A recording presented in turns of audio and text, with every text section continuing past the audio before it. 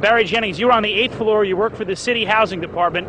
Explain to me the moment of impact. Well, me and Mr. Hesh, the corporation counsel, were on the 23rd floor. I told him we got to get out of here. We started walking down the stairs. We made it to the 8th floor. Big explosion. Blew us back into the 8th floor. And I turned to Hesh. I said, "This is it. We're dead. We're not going to make it out of here." I took a fire extinguisher and I bust the window out. That's when this gentleman here heard my cries for help. This gentleman right here, and he kept saying, "Stand by, somebody's coming to get you." They couldn't get to us for an hour because they couldn't find us. You thought that was it? I thought we're dead. I thought that was it. I started praying to Allah. I said, "That's it. We're gone. It's over." What was it like for you? You were inside there as well. It was pandemonium. I mean, it was something like out of Bruce Willis' Die Hard movie. He was there and he was crying, and there was another gentleman crying, and for help. We couldn't get to him. We tried to get through we went through the buildings. We were lost. Both staircases, the backside was completely blown away. There was no way to access us. We couldn't get to him. And finally, one of the fire department teams found him. But we didn't think they were going to make it.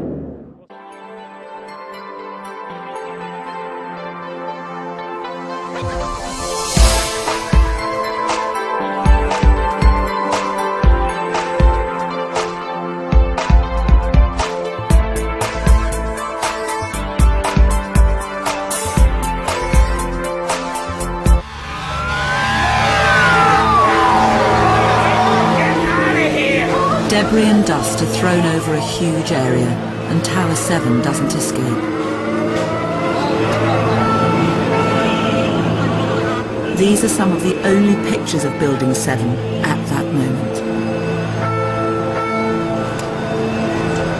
Just over a minute later, the fire alarm in Tower 7 is triggered, but because it's on test, there's no information about where the fires are. Did the side of the building come down? I don't know. Something fell. What did you see? It was pretty clear at one point, and then there's a whole bunch of smoke and glass. And I think we're just about the last ones in this building right now. I think you should leave. Everybody else is gone. Okay. When they finally got to us, and they took us down to what they called the lobby, because I asked them, I said, when we got down there, I said, "Where are we?" He said, "This was the lobby." And I said, "You got to be kidding me." It was total ruins. Total ruins. Now keep in mind, when I came in there, the lobby had nice escalators. It was a huge lobby. And for me to see what I saw, it was unbelievable. And the firefighter that took us down kept saying, "Do not look down." And I kept saying, "Why?" He said, "Do not look down."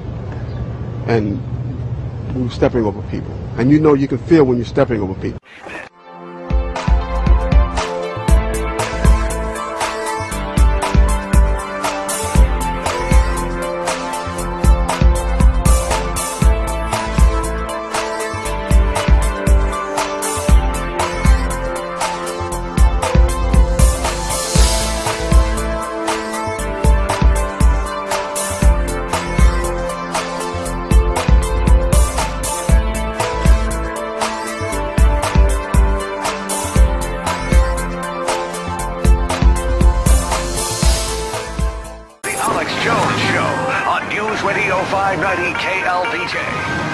Boom, there's a huge explosion. There's dead people all over the lobby, and the cops are saying don't look at them, because remember, they say nobody died. But folks, we have them. This is so huge. Every word used by eyewitnesses is picked over in a relentless search for a hidden truth. Conspiracy talk shows and websites seized on an interview for loose change with a crucial witness, Barry Jennings. There's no evidence that anyone died in Tower 7 on 9/11. But did Barry's interview suggest something else? The amount of detail that Barry gave us in this interview is unreal. He says he was stepping over dead bodies in the lobby. Trouble is, Barry Jennings himself disagrees with their interpretation of his words. I didn't like the way, you know, I was portrayed. They portrayed me as seeing dead bodies. I never saw dead bodies. Lobby had nice escalators. But Dylan Avery has a recording of his interview, and he's unrepentant. And the firefighter that took us down kept saying, "Do not look down." And I kept saying, "Why?" He said, "Do not look down." And we're stepping over people. And you know you can feel when you're stepping over people. That's how... I didn't take anything out of context. I said it felt like I was stepping over them, but I never saw them. And, you know, that's the way they portrayed me, and I didn't appreciate that, so I told them to pull my interview. I didn't take anything out of context. And the firefighter that took us down kept saying, do not look down. And I kept saying, why? I said, do not look down. And we're stepping over people. And you know you can feel when you're stepping over people. I said it felt like I was stepping over them, but I never saw them. I didn't take anything out of context.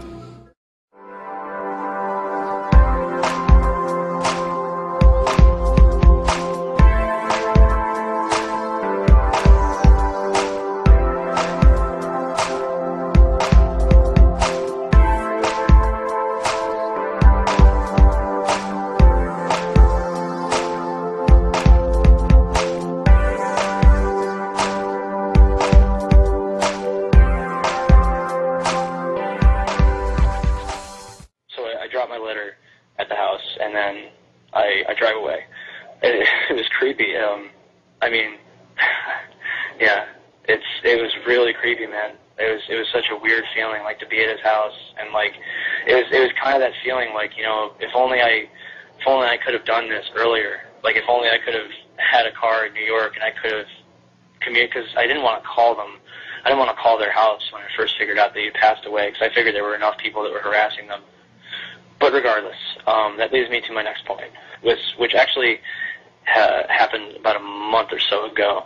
I had a friend hire a private investigator, one of the best ones in New York State. Gave her, you know, Barry's name, age, his address, and we were like, we're simply trying to find information on what happened to this individual. There's nothing in the public record, and we're simply, you know, we know he was 53 when he died. We know the date that he died, but that's all we know. And I think it was no less than 24 hours later that my friend got a response back, and pretty much word for word, due to some of the information I have uncovered, I have determined that this is a job for the police. I have refunded your credit card. Please do not contact me ever again about this individual. Now, when a man passes away innocently in a hospital, I don't think that it's that big of a deal for a private investigator to disclose that kind of information. Well, first of all, I mean, a private investigator is there to, you know, make the paycheck and to satisfy the customer like anybody else running a business. That's really odd, and that's a huge red flag. A decent sum of money too. You know, we're not talking like, hey, you know, here's $50. Can you look into this? I mean, it was definitely a sum that wouldn't be turned down unless there was something at stake. So that was very spooky to get that back from her. And the second private investigator that we heard back from, I haven't actually seen this email, but, you know, I saw the other one, so therefore I can take the information on the second one in confidence that, from what I gather, his death certificate apparently wasn't even filled out properly. And again, I don't know the full specifics. And again, the people listening to this can gladly call it bull. You know, they can call it whatever they want. I have no reason to lie. I have no reason to be making up any of this. I just need to get the information out there, and I need people to know what. But Dylan, that's highly unusual. Again, these people are making a paycheck. They're there to satisfy their customers, give the appropriate information, whatever they find. And I challenge anyone in my audience to go out and hire a private investigator and have them say, hey, this is a police matter. Here's all your money back. Don't ever call me again. That seems like a huge red flag. I don't know how much more we know, but have we been able to go back to the private investigator and ask him why, you know, he was so freaked out about this and why, you know, he's so willing to just refund the money and turn this over to the police? And then, of course, what, if anything, will the police actually do in New York? Well,